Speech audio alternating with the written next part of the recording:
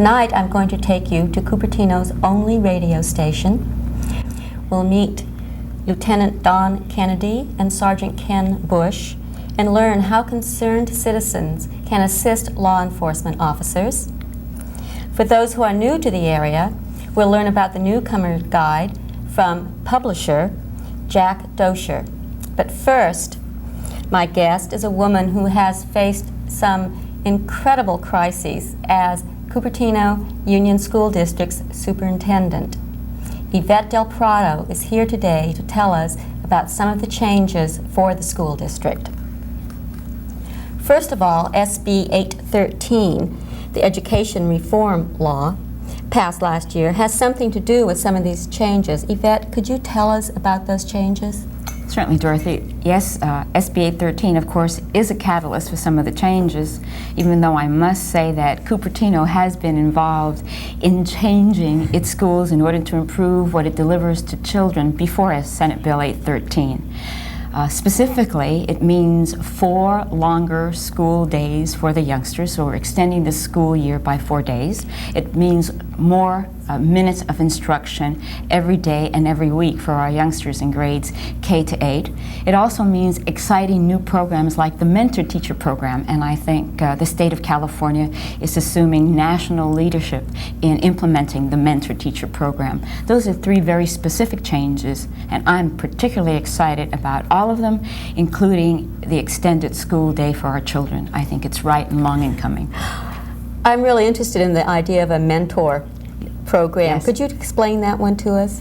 Well, the mentor program really is a state program whereby, after a very specific and rigorous process involving the teachers, 11 outstanding teachers were selected, representing expertise in specific areas, i.e. computer instruction and math and science, etc.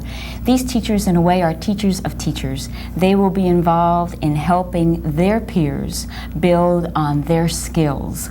So this entire summer, they've been involved in learning together, in teaching their peers, and they will work the entire school year in schools, in classrooms, modeling and working with their teachers. So it's a teacher of teachers. That sounds like a very positive improvement. Oh, it is. In fact, we had a wonderful experience last year, and we had a gala where we had 500 community people turn out, and we introduced our mentor teachers.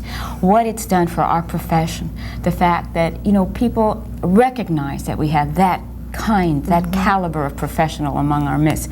And I have to hasten to say that if we had 20 positions or 30, we could fill them with Cupertino teachers. We have many mentors. We have 11, and so we picked 11 top. That's a wonderful thing to hear. It is. It's exciting. It really is exciting. Based on the school district's financial situation, I do know that some cutbacks have had to be made. Could you describe those to us, please? I will. And that was probably, I've been superintendent now for 1 year, and one of the most difficult aspects of my job has been to deal with the economic situation of school districts. I've said often to legislators, we still have an archaic method of funding schools. So for Cupertino, because it's been declining in enrollment, and because a few years ago when Senate Bill SB 90 and Prop 13 later took place, our funding is based on an old tax base. In order for us to maintain all of the programs we had in the district prior to this year, and at the same time move towards compensating our staff in an equitable fashion, it would have required an additional $2 million than we received in revenues. So we had to reduce. We reduced approximately 11% of our certificated staff, 11% of our classified, that means, you know, plumbers, electricians, maintenance people, and 18% management. That's a major reduction. It impacted our counseling program. We didn't eliminate it. Some school districts have. We reduced ours. We had to reduce our school nurses. We have very few. In fact, I'm saying, how can a nurse and a half, you know, take care of our entire school district? And we reduced librarians. We eliminated all our librarians from our junior high school. And again, when you have to reduce a program, you say, well, what do you do? And We have wonderful libraries in our junior high, so even though we eliminated our librarians, we now have library techs that will open the libraries right before recess, all through the lunch hour until approximately 4 o'clock in the afternoon, and we will expect the teachers to bring in the students and the administrators and the counselors that we have. So we did, though, reduce librarians. We also reduced approximately 40 positions from our teaching staff. And we also had to eliminate from our budget some additional smaller services, including reduce the amount of dollars we were giving for physical education or after-school athletics. Our board decided to give the program a loan and say the community will lend you, will put a seed dollars in order to keep after-school athletics going. Now let's go out to the community and let's raise those dollars. So we're going to do that this year. We'll find out whether the community really wants those after-school athletics. Then. They will. They'll give us some money. I'm convinced. I am too. Good. I'm glad. Those are very difficult decisions to make, though, where you're going to cut back, because everything is so important. And the people, they're really painful. But, you know, it was the process that took many months. We had a budget advisory committee made up of citizens from the community, staff, parents, and they deliberated on the budget. The administration and groups of staff members and groups of parents came to the board, gave suggestions. So our process started last year, really. In fact, because of our process, you know, we went for Measure G. I'm sorry, only 60% of the people said yes. It was close, but not quite enough. That's right. But the fact that only 20% of our citizens have children of school age, yet 60% of the people said yes, we're willing to invest additional dollars, tells me as superintendent how much the community of Cupertino values learning in its schools. Absolutely. It's a great vote of confidence, really. It is. But it's been a long process with a great deal of involvement, and I feel that our board made the correct priority decision, and that is that we must focus on the quality of instruction in that classroom, and that the key is that staff. That a staff needs to be well qualified, it must be a competitive, it must be competent and effective. We have a rigorous evaluation in process for all of our staff in our school district, and we have to move towards compensation. We haven't for a number of years, and we had to make that a number one priority. Speaking of these cutbacks and quality of education, how do you feel the cutbacks will affect the quality of education in Cupertino? I must honestly tell you, what it's going to affect is the supportive services, not the quality of instruction. We maintained the same pupil-teacher ratio for our class size. We're also started a pilot project last year of site assessment teams of all of our schools, because I believe you have to look at what's happening, assess it, then design an intervention to improve it. So we're ensuring we're going to proceed with that. We're going to proceed with our evaluation of teachers. We're going to build on our mentor-teacher program. So the quality, I don't believe, will be impacted. Our children will continue to achieve in the top 10 percentile. What will be impacted is the support. For example, we're not going to be able to maintain closed school sites. And right now we're working with Cupertino and Sunnyvale, and you know we have 6 cities that we have to negotiate with, you might say. And that's going to be impacted. We're not going to be able to maintain those sites. We need to put that money in for children, direct services for children. So it will not, I can guarantee, we'll have quality instruction as we've always had in Cupertino. One of the things that I feel are very important to bring out today is the decisions that have been made about busing students. Yes. Could you really tell us all about that, Yvette? Transportation, in fact, is really a form of child care, isn't it? We care for the children, we pick them up, we provide safety. And again, when you look at a budget and you have to make priority decisions, the main purpose of schooling is to instruct. So we said we still, though, need to provide this service, and we believe our community is willing to pay for it extra. So what we're going to do is provide the same service at the elementary grades that we have in the past, only we're going to be charging approximately $45 a semester per child. If there's more than one child in a family, there'll be a sliding scale, and we have some youngsters that are on free lunch because of their the income of their families. Right. We'll take care of that too. But basically, it will be a fee-based transportation. At the junior high school, fee-based, same price, morning, but in the afternoon, we're not going to be able to transport everyone. Extending the school day in the number of minutes. Unless we purchase additional buses, we don't have enough buses available to pick them all up after school. So that's the reduction in service. And of course, the fact that we're going to have to go for fee-based as opposed to the school district's general fund picking up the amount of dollars it requires. Right. Well, Yvette, I want to thank you very much for being here today. It's the first time I've had the opportunity to meet you, and you're certainly a delightful person, as well as a fine superintendent of schools from everything I hear. I thank you. No, I wish you lots of continued success. Thank you. With good partnerships, we can succeed. I'm sure that's going to continue to occur. Thank you. Thank you. For years, Jack Doscher has been welcoming newcomers to Cupertino. Last week, we met with Jack, who is busy putting finishing touches on his latest issue of the Newcomer's Guide to the Cupertino area. The Newcomer Guide is a manual that I wrote for the new family, and I might explain how it all began, because when I arrived here with 3 children 22 years ago, for some reason or other, we were not welcomed.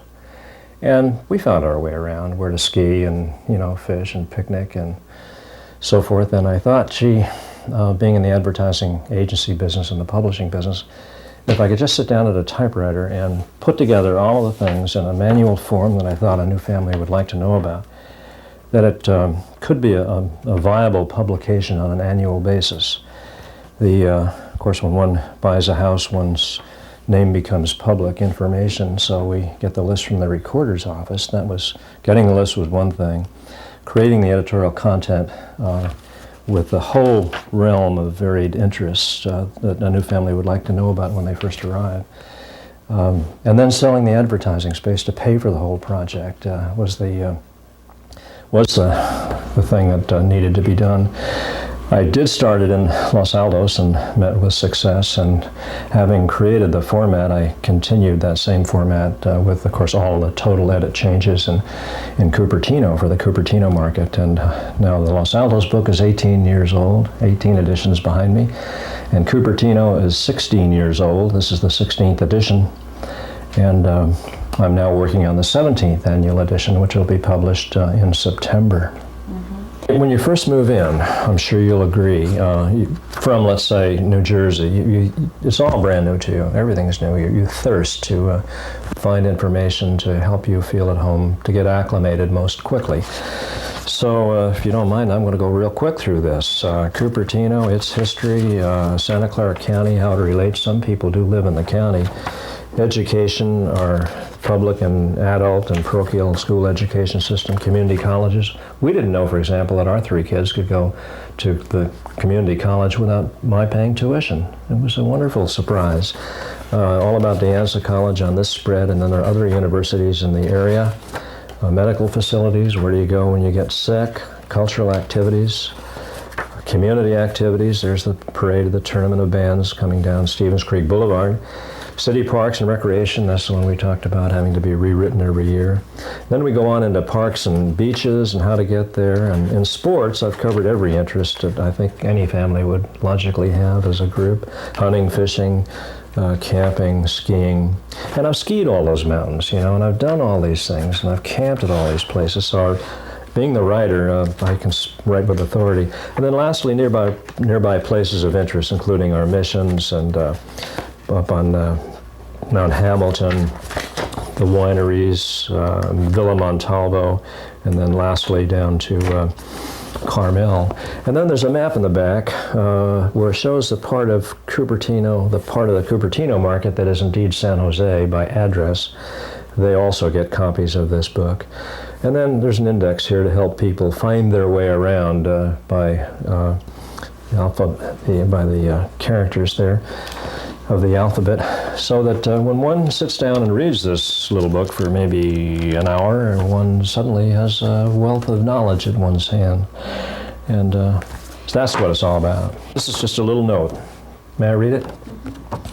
Newcomer Guide. Gentlemen, I wish to take the opportunity to thank you for sending us the guide for this area. I'm sure that we will be very happy in our new home cordially. That sort of thing is not solicited. It just makes your heart warm, you know, when it comes through, because people are very sophisticated. They don't particularly respond to something like this in a direct way. But when I have a chance to talk to them on the phone, and ask them if it's been helpful, why, that's what really, you know, brings it out in people.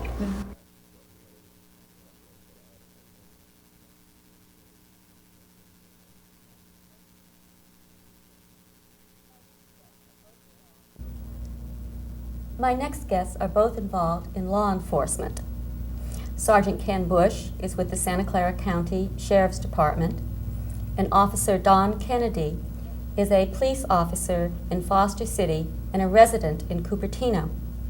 Recently, Officer Kennedy, in his off-duty hours, witnessed something that appeared suspicious to him and was instrumental in assisting the sheriff's office in an arrest. Both men are here to give us some information about what we as concerned citizens can do to be on the alert for, and how we can handle it when we suspect a crime is being committed. Don, would you briefly describe the incident for us? Yes, Dorothy. First, I'd like to emphasize the fact that my involvement in this was as a private citizen and not as a police officer. All my observations were those of a private citizen, and there was none of my police training came into this. What occurred was an 8-year-old child was molested in the townhouse complex that I live in. On that day, I was driving back from the stores, and I was driving to the common access driveway. I saw a vehicle parked kind of in an unusual spot in this driveway, not in a regular parking spot. It also was parked rather close to one of the townhouses, and I didn't recognize the car. So I noted the plate number, and I went in and I called my neighbor. She has a teenage daughter, and I thought maybe that someone was visiting or there might have been a problem over there. Well, neither was the case. She said everything was fine, and she didn't know who owned the car. So I went out and looked at the car a little more closely this time, and I took the plate number down, went about my business, back into my garage to do some of my chores. And then I noticed a couple of minutes later the car drive away.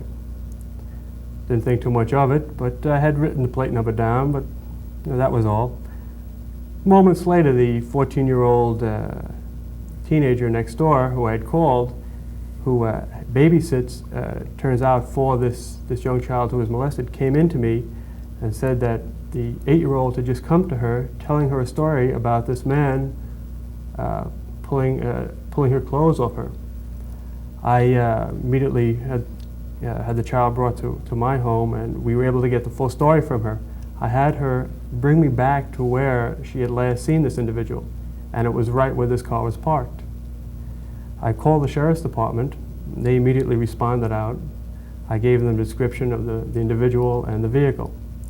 And from there, they were able to do their investigation and make an arrest. As I said, these were all observations that were made, could have been made by anyone, not necessarily a police officer. I see. Sergeant Bush, I assume that's how you got involved in this case. Well, once the report was forwarded to the detective division, we did a follow-up. It wasn't too difficult because Don was able to come up with the suspect, as it turned out. However, one thing that was really unusual and concerning to us was the fact that the individual who was responsible for this has quite an extensive history for child molest. And another Bay Area community had an occasion to also prosecute the same person for a crime that occurred about a week before this situation. It was not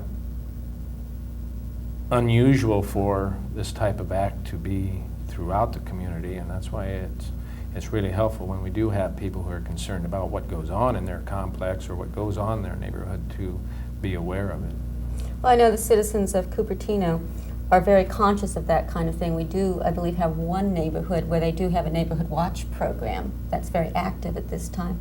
But for the rest of us, just as individuals, what are the kinds of things that we should be looking for? Well, using my case as an example, anything that makes you feel uncomfortable in your neighborhood is something you should call the sheriff about. If there's a car that you don't recognize, the sheriff's department would rather come out 1,000 times and you be wrong than not come out once and you were right. There was a problem. So anything that makes you uncomfortable, people that make you uncomfortable, solicitors in the middle of the day who having a proper ID or the proper solicitor's permits, people who just don't make you feel comfortable in your home or in your living environment. Those are the things you should respond to by calling the sheriff's department. Do you have any other little tips, Sergeant Bush? Well, I would suggest, especially in this day and age with a lot of property crimes, neighborhood watches are extremely important. I would suggest that anyone within the community meet with our officer who handles this type of situation and actually form one. Not only are we concerned about child molestations, but we're also concerned about burglaries within the home and other things which occur in the neighborhoods. The police officer is out there, whether it be with the deputy sheriff or the actual city police officer, but the real person who knows what belongs in the community or what doesn't belong in the community is the neighbor and the citizen within that community. And too often the police officer doesn't really know whether that car belongs there, or whether that truck belongs there, or whether the front door is ajar and the person out in front is not the homeowner. It's important that the neighbors be aware of what's around them and help us protect them. So very much it's a good neighbor policy type thing, is what you're saying. That's true. Too many times, however, people don't know what to do once they get the information. And along with the neighborhood watch, they go into procedures to follow and routine things that they should do to make sure that the police are notified. All right. I was going to say, suppose you do come across a situation in your neighborhood you're uncomfortable with, you feel there's something wrong, but you're not quite sure, but there's a good possibility there is. Who should the citizen contact? In our case in Cupertino, they should call the sheriff's department. I keep the number right on my phone, having a bad memory, and half the time can't find the phone book when I need it. I have it written right on my phone. And in this case, it worked out very well. The number was right there, and I called the sheriff's department right away. They were able to put out what we call a BOL, be on the lookout for this vehicle and this individual immediately. Those are the type of things that are easy to do, and every neighbor can do that. That's very good. How can we protect ourselves from not just assault, but other crimes as well? As the sergeant indicated, just being observant, just knowing who your neighbors are. I have found some of the people in my complex don't even know who their neighbors are, don't know who even belongs in the house next door. We have to get more or less into each other's business to protect each other. That's what it's all about. What would you recommend, really? Well, other than just going over, introducing yourself, saying, hi, I'm your neighbor. But that is one way. The neighborhood watch is an excellent way. In our complex, we're fortunate to live in a townhouse complex where we have a meeting hall and all. I'm sure in neighborhoods where it's individual housing, it's a little more difficult. But a block meeting is something that I think that occurred years ago that neighborhoods are going to have to get back to, so people know who belongs in their neighborhood. All right, that's fine for such things as burglaries to your home or your neighbor's home. What about when you're walking down the street and it's 6 o'clock at night and you're walking to the bus stop from the place of business? And in winter, 6 o'clock at night is very dark still. What should the average citizen do to protect herself or himself? Well, I would suggest, and I try to tell women groups, because I do work sexual assault, and I try to tell them, number one, be aware of what's around them. Too often, people are not aware of the person standing across the street or the vehicle which might be following them very closely behind. But be aware of what's around you. Try, when you're walking from the bus to the home, have your keys out, ready to go into the lock as you go through the front door. And again, making sure that people are not too close to you. In the evening, when you do leave a front porch light on. In apartment complexes, when women work nights and have to do laundry early in the morning or something, do it with a friend. Do it with a neighbor. If you're out jogging, I would highly suggest, especially with the winter coming up, jog with a friend. incidents. These type of things, and a lot of them are common sense, but these type of things that hopefully will keep you safe. You're saying as much as possible use a buddy system. I would suggest that, yes. If you'd like more information, you can contact either the City of Cupertino's Public Safety Officer or the Sheriff's Department of Santa Clara County. And I'd like to thank both of you very much for being here today. You're welcome. This was very informative, and I want to congratulate you on a job well done as a citizen. Thank you. You're welcome. 91.5 on your FM dial is the home of KKUP, Cupertino's only radio station. It's a successful, non-commercial station supported entirely by its listeners. As station manager, Bill Hazzard tells us KKUP started several years ago by a group of residents. It was about 1971 or 2 that it got started. I think it was just a bunch of kids that wanted to do radio, basically. They got excited. They were musicians, most of them. A lot of them went on to form what was known as the Cornell Herd Rock Band, which plays in this area, or has played in the area over the years.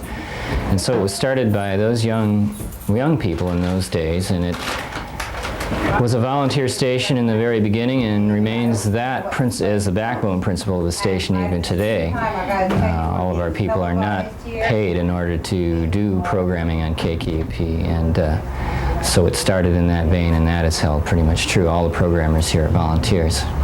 We play music that's not generally available on commercial stations, particularly in this area, the San Jose area and South Bay area.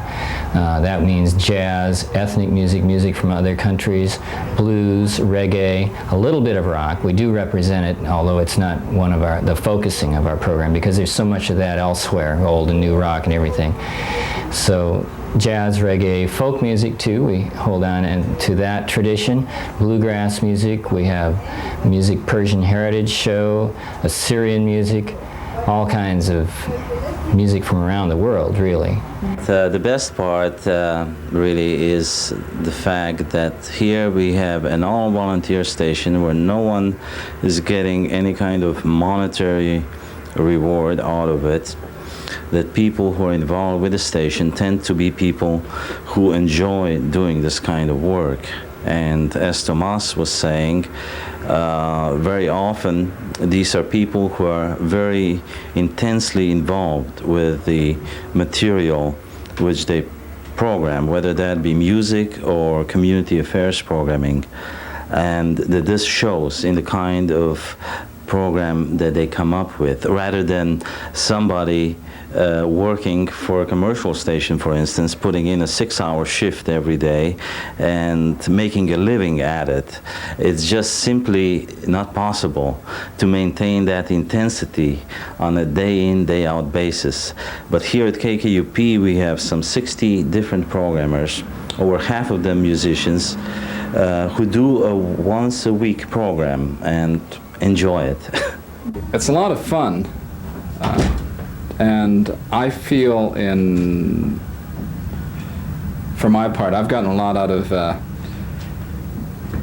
of music in general, and in my own way, I feel that I'm doing something to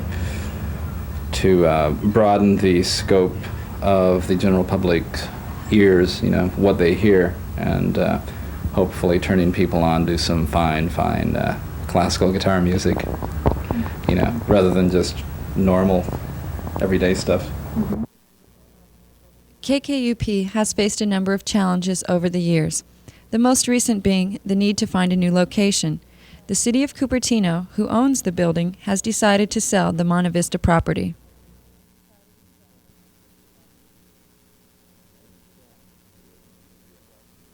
In a sense, it may be a blessing in disguise because it gives us independence from a municipality, for instance. It may make us freer in the long run to be, for instance, more objective in reporting the events in the community. Most people like to become supporters of KKUP because it is an alternative to commercial radio. We are not constantly flogging our listeners, if you want to use those words, with commercials for cars and hairspray and all those consumer products which we're bombarded with on commercial television and radio almost constantly. On our station, because the listeners support us, about our only commercials really are asking for donations periodically throughout the day. And so a lot of people respect that. And the other thing is, of course, the alternative programming. They just can't get it anywhere else, and they feel that it's so important in their lives that they're willing to send us some money in order to keep it alive and make sure that there's a station like KKUP around.